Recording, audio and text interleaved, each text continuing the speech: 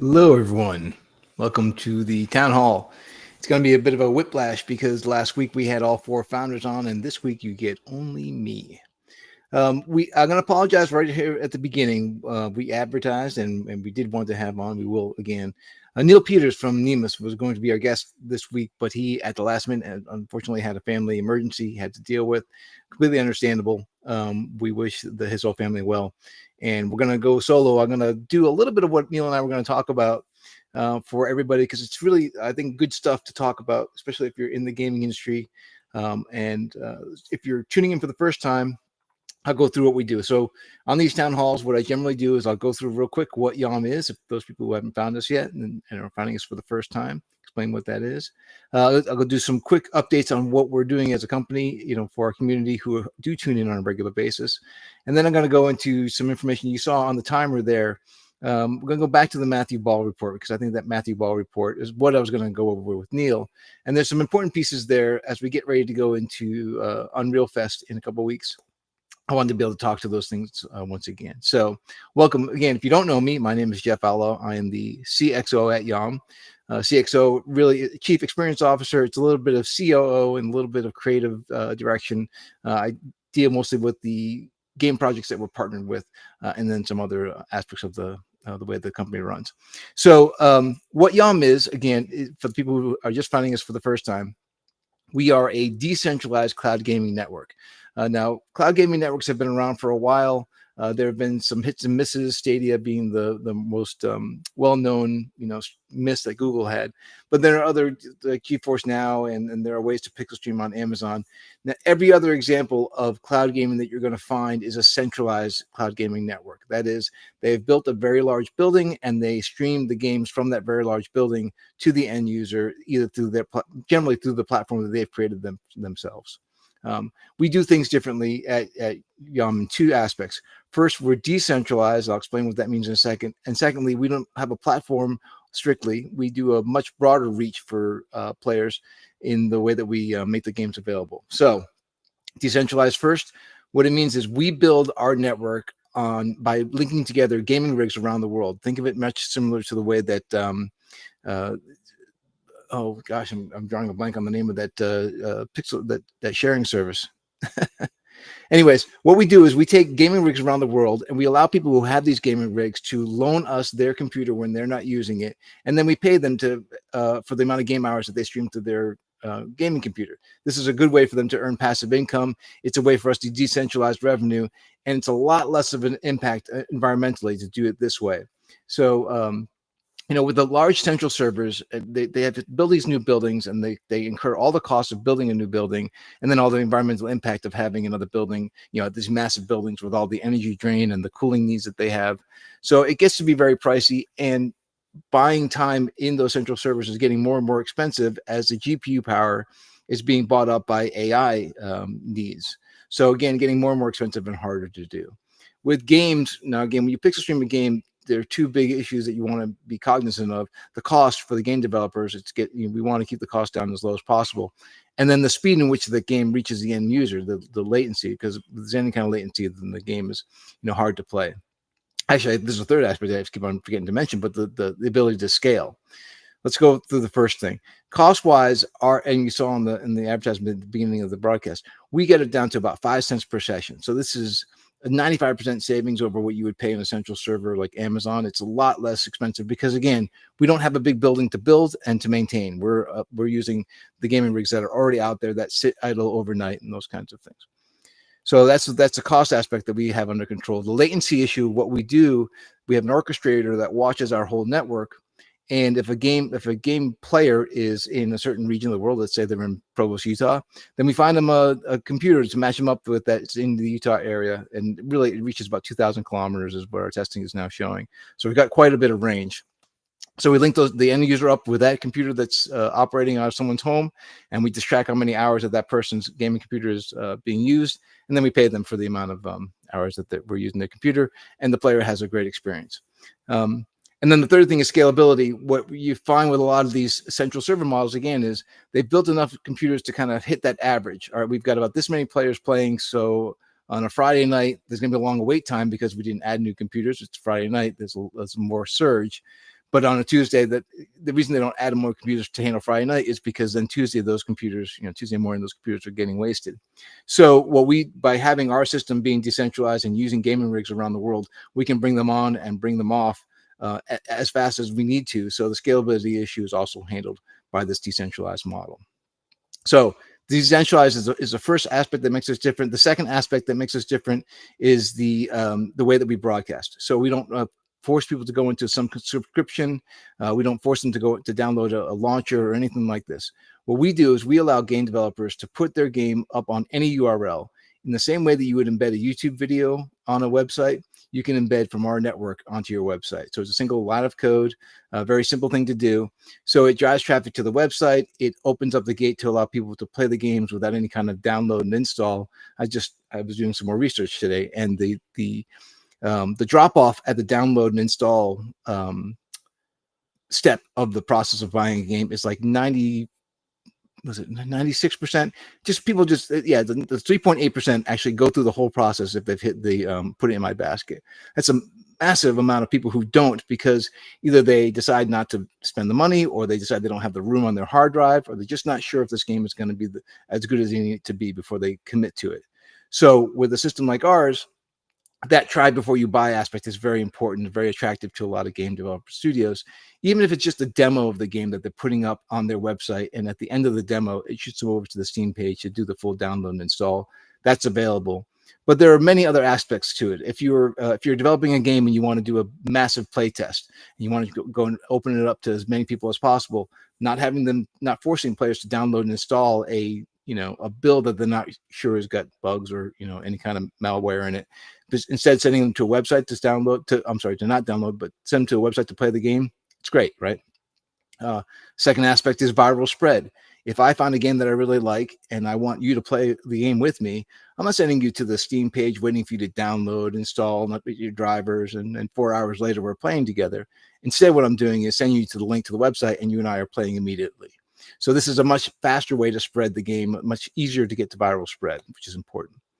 And then the other aspects like monetizing. So games that there are a lot of brands now that are using games as a way to advertise their products, which is great because it just means more creativity and more games out there. But if you had that game embedded on the website of the product that you're trying to sell, and you use the game points to convert to a rebate coupon to purchase the items that much cheaper, this is, again, a great game loop, a great sell loop that marketing teams can use. All right. I did that really fast. I didn't want to, because again, there's a lot of people who already know who we are and what we are. If you're looking for more information, obviously yom.net is the way to go. Subscribing to our YouTube or finding us on LinkedIn, that's going to be good as well. And of course, we have a X account as well, and you can find us there. I'll make sure that all the links are available in this description of the video.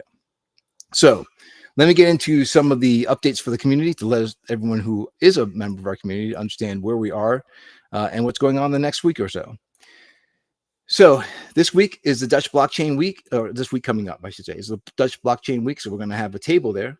If you're in our Netherlands and you're available to attend that conference, I would say stop by our table, talk to the team that's there. They'd love to speak to you. If you find anybody who's wearing a YOM shirt, it's over here, a YOM shirt, stop and talk to them. Actually, we've got ball caps now too, so they're very easy to find us. So that's next week. And then Unreal Fest, as I spoke about, is going to happen in about 2 weeks. It's the beginning of June. That's down in Florida. And I'll be attending that myself. I've got a couple of contacts, a couple of friends who work at Epic that I'm going to be meeting up with. That's going to be pretty exciting.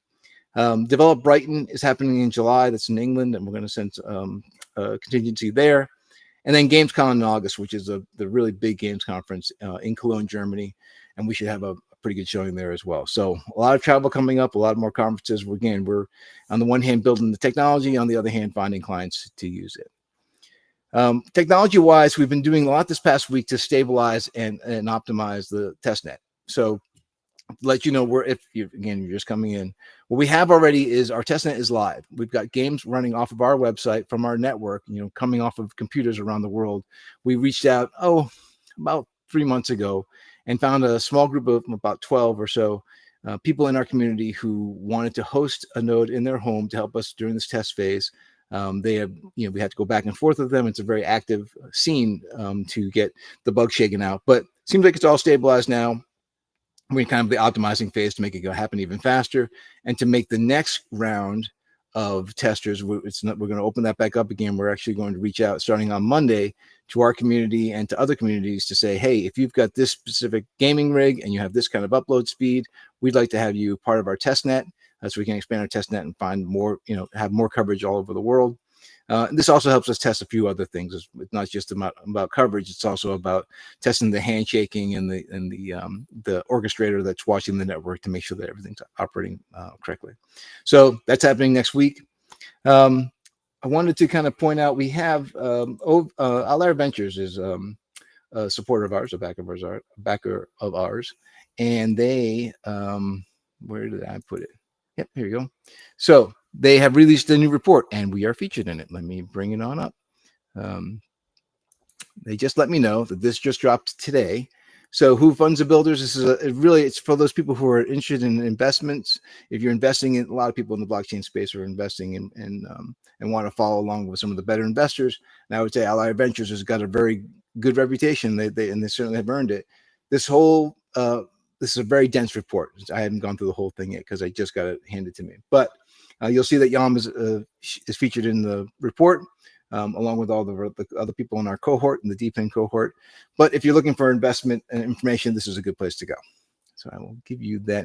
Again, just go to Outlier Ventures website. They've got it available for download there. Let's see, the other thing I was going to put out is that we've been recently doing more work on LinkedIn. And the reason for it, okay, I say more work. What we're doing is we've just started releasing an explainer series on Medium about what we are. And now I'm also publishing those articles on LinkedIn. The reason for this is that LinkedIn is where a lot of traditional gaming studios and a lot of my contacts are more active there than any place else.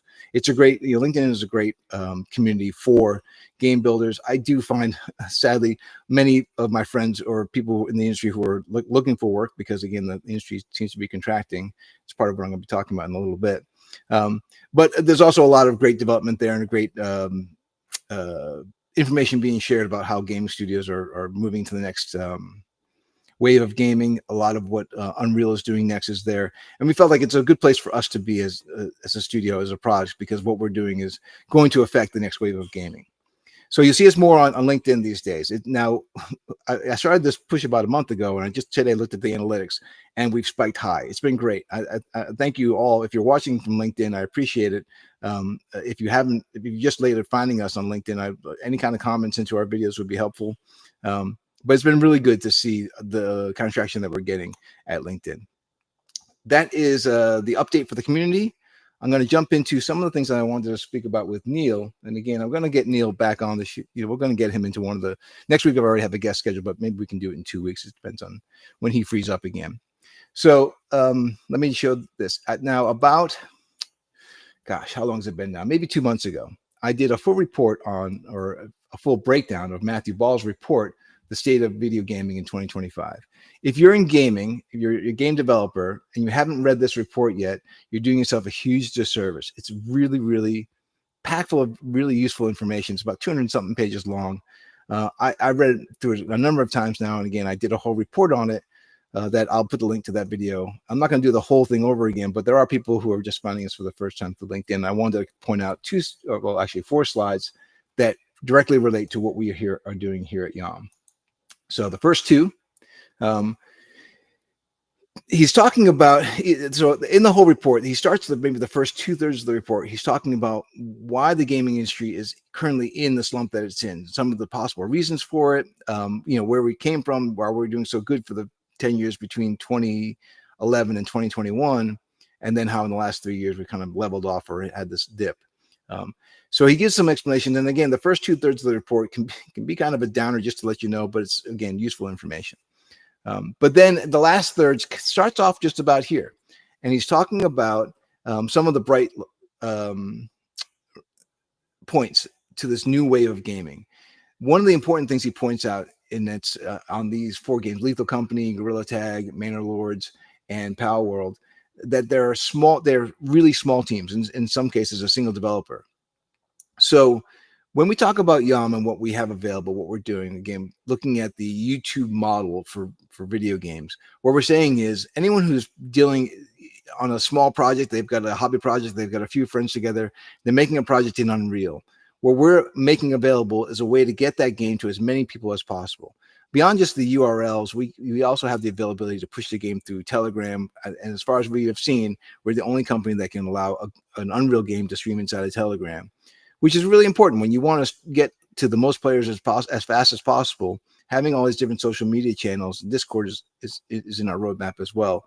That way to get a game to as many people as possible, as fast as possible, is super important.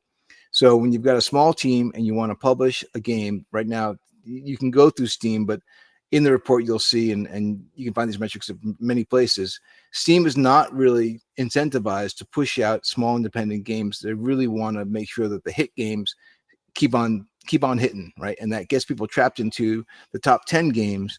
All these other great game mechanics and creative game experiences aren't being seen by enough people. We feel like our network is going to help to facilitate that. So again, he's pointing out that there's a lot of these independent projects that are doing very well and finding a following despite the handicaps they're going through. We would say, add to that our system of cloud gaming, and you're going to see these games really soar.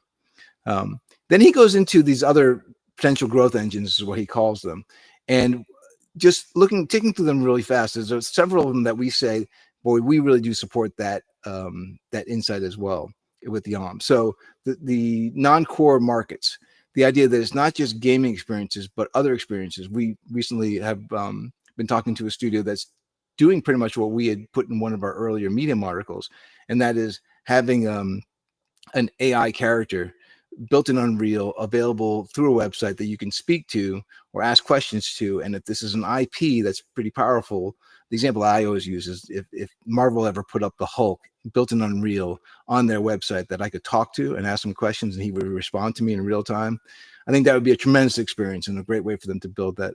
Not that they have to build the IP, it's pretty powerful IP already, but it's a great way to bring in fans and things. And that's it's a similar in tone, I guess, to some of when we say non-core markets, we're not just talking about games, we're talking about all kinds of 3D experiences. User-generated content, platforms and tools. Again, we really are trying to service that user-generated content, or the people who are independent developers. We want to get them the ability to get their content out to as many people as possible. Again, our network serves that very well.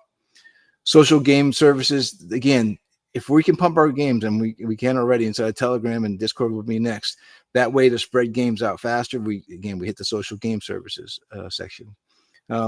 He has faith in the Switch 2. Nintendo has never really missed, and as far as I'm concerned. They've always hit where their targets are, and I would not discount that, but we're kind of very peripheral to Switch 2. But other new handheld devices and AAA mobile gaming, those are exactly what we do. Our SDK allows games built in Unreal to stream through a web browser, even on mobile devices. And the SDK has the ability to quickly map your keyboard controls to thumbstick controls for the mobile device. So that's handled. We're already doing that. And on our sample games, again, if you go to our website through your phone, you still be able to play the sample games that we have posted there. App Store regulation, what he talks about in the report is that, wow, the App Stores really do have the ability to go carte blanche and charge whatever fees they like, and that can be really devastating to a game development studio. So again, by allowing you to put the game on any URL and avoid the cost of putting it into an App Store, we open up the market for game developers in ways that haven't been available in the past. New game genres.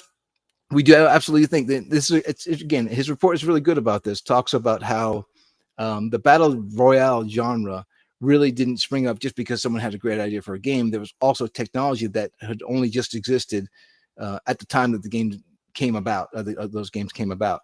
So having new technology just seems to bring forth a new game genre or new game mechanics because the technology can support it. And cloud gaming is right there in that same pocket. AI, I actually don't know. We use AI. Obviously, our orchestrator uses AI to help manage the network. So I guess we'll say we're part of that as well. Advertising, or now they're actually coined a term called advergaming. I'm not going to use it too much myself until I see more people using it, because I feel like I'm on the edge when I say advergaming. But it's true that brands are going to use gaming to bring their products out to more people. And as I said, if you've got a website that has the game branded there and you use the game to reward points for rebate coupons, we're right in that pocket as well. And then GTA 6, I'm not even gonna go to GTA 6. So anyways, those two slides, and this is somewhere in the 120 page of his report. So again, it's about 2/3 of the way through. And then these two slides I wanted to talk about real quick as well. So he calls out, Matthew Ball does in his report, that improvements in cloud game streaming is going to be really, really important for the next cycle. And again, we agree. That's also to the improvements in mobile compute, but all these ideas of getting cloud gaming more accessible, more affordable for game developers, and working better, more scalable, and working better for the future. This is really where we spent the last 5 years. We're building out the better cloud gaming streaming network. We're not using that central server because it's just too expensive and it doesn't scale. And really, it's going to always have latency issues. It turns out that the retail hardware that you have at home to play your amazing, that you've built your amazing gaming rig and play those games at home, that hardware is actually better served for gaming than the machines they have in a central server unit, because those are made, again, for other purposes, for other kinds of compute on the edge. I don't know that you can read. I'll read for you the bottom slide, but it was Phil Spencer from Microsoft Gaming. But he said this in 2019, so about 6 years ago. He said, "I think cloud gaming is years away from being mainstream, from being a mainstream way of people play. I mean, years, like years and years. So 6 years, I think we fit into that years and years. So let's take Netflix. It was 20 years old at this point. So it took 2 decades for us to go from the point where shows like House of Cards and Game of Thrones are the biggest shows on the planet and mainly watched via streaming. I don't know how many of you go back this far, but for me, Netflix was getting DVDs mailed to you and then you mailing them back. So I go Netflix pretty far back. It took a long time for them to get to it via streaming channel that they are now. But anyways, continuing the quote. I think game streaming will get faster than 20 years, but it's not going to be 2 years. This is a technological change. I'm not trying to sell, not trying to, let me get this right. I'm not trying to say go sell your consoles today and switch over to streaming. The experience just isn't the same as playing on your console. This is, again, 2019. We have a global service that can reach everyone and the infrastructure to reach any customer with a consistent and high quality internet service, but that's going to take time. So again, we agree with Phil Spencer that it was going to take time from 2019 to get there, and that's, again, where we are today. So again, this is more stuff I was going to go over with Neil. I'm going to get him back on and go over it with him, or we'll do something similar to this, because he's really a guy with a lot of experience inside of gaming, and I like to have these conversations and talk about where the gaming industry is going. The floor is open. I don't know if I've said that yet, but the floor is open. If anybody has questions and they want to drop them to me about the project, about what we do, about where the project is seated, I'm happy to take those questions. Otherwise, it's going to be a short broadcast today because, again, we don't have our guests available to us. That is the state of YOM and where we are. I really appreciate everyone paying attention and being a part of our community. I appreciate you spreading the video around. Subscribe to our YouTube channel. Follow us on LinkedIn. We're doing more there now than ever before. Come find me at Unreal Fest, or if you're at Dutch Blockchain Week, find us our table there. And then stay tuned. Next week, we're going to have another guest, go over to some more content and talk about how they and we see the future of gaming. We would say, just to sum it up, we see user-generated content and individual contributors, individual game developers doing very, very well. There's going to be breakout successes because it's going to be easier to find the games and spread the game around virally because it's available through every website and through these different social media apps. And we think that our decentralized infrastructure allows us to do it at a low cost, to scale up and scale down when we need to, and to oh gosh, I got sidetracked by looking at the chat. So again, low cost, scale up and down. Oh yeah, beat out latency because we find the local users, and decentralized revenue. Put money, passive income into the hands of many people around the world who've got a gaming rig that sleeps at night when it could really be earning them money. All right. So yeah, if you need the SDK is available on our website. If you go to docs.yom.net, all the information there about how to do the build, how to put the SDK into your Unreal project is available there. How do I go about that? Because I'd love to play the survival game Rust through YOM. So what we the way that we differ also means that you can't take somebody else's executable and just drop it on our network. You have to actually embed our SDK into the Unreal project and make a build. So this again protects game developers. It means that you can't just take someone's executable and put it up. But if you are a game developer and you need to get into our SDK, is very simple to employ. It can take about half a day really to put it in. There might be some more work to do, things like mapping the keyboard to the thumbstick control so it plays for mobile. But the install is very is very easy to do. No problem. You don't have to apologize. We are expecting to scale up and find more projects that are going to be survival games like Rust. So don't fret. We'll get there. We'll get there. And Nerdgasm, I'm just about done. This is going to be a short one because our guest couldn't make it today. But I do appreciate it again, everyone being here. If you have any questions at all, feel free to send us an email at info@yom.net.